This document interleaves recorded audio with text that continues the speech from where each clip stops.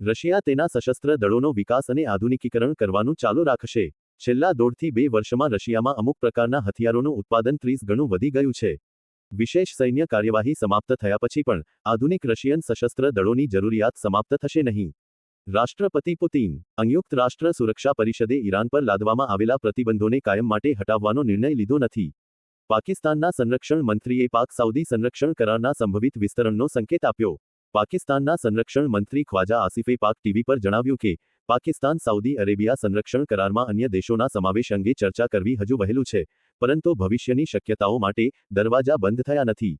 ચીને યુરોપિયનો પર પ્રહાર કર્યા, પ્રતિબંધો ફરીથી લાદવા ગેરવાજબી, ઈરાન પરથી પ્રતિબંધો હટાવો. ચીને યુરોપિયન દેશો પર આકરા પ્રહારો કરતા કહ્યું છે કે પ્રતિબંધો ફરીથી લાદવા ગેરવાજબી છે અને ઈરાન પરથી પ્રતિબંધો હટાવી દેવા જોઈએ. તાલિબાન સરકારે ટ્રમ્પને જવાબ આપ્યો. અમે અમેરિકન સૈનિકોને પાછા ફરવાની મંજૂરી આપીશું નહીં અને તેને સ્પષ્ટપણે નકારીએ છીએ.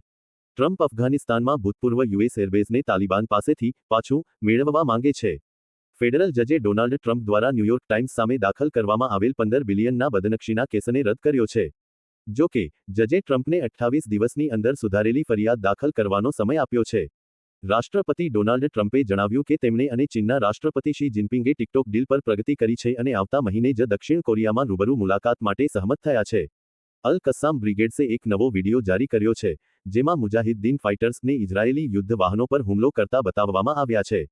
સંયુક્ત રાષ્ટ્રમાં રશિયાના પ્રતિનિધિ નેબેન્ઝિયા. ઈરાનના પરમાણુ કરારમાં સામેલ દેશોને સંયુક્ત રાષ્ટ્રના પ્રતિબંધો ફરીથી લાદવાનો કોઈ અધિકાર નથી. સંયુક્ત રાષ્ટ્રની જનરલ એસેમ્બલીએ પેલેસ્ટાઇનના રાષ્ટ્રપતિ મહમૂદ અબ્બાસને અમેરિકન વિઝા રદ થયા બાદ વિડિયો લિંક દ્વારા સંબોધન કરવાની મંજૂરી આપી દીધી.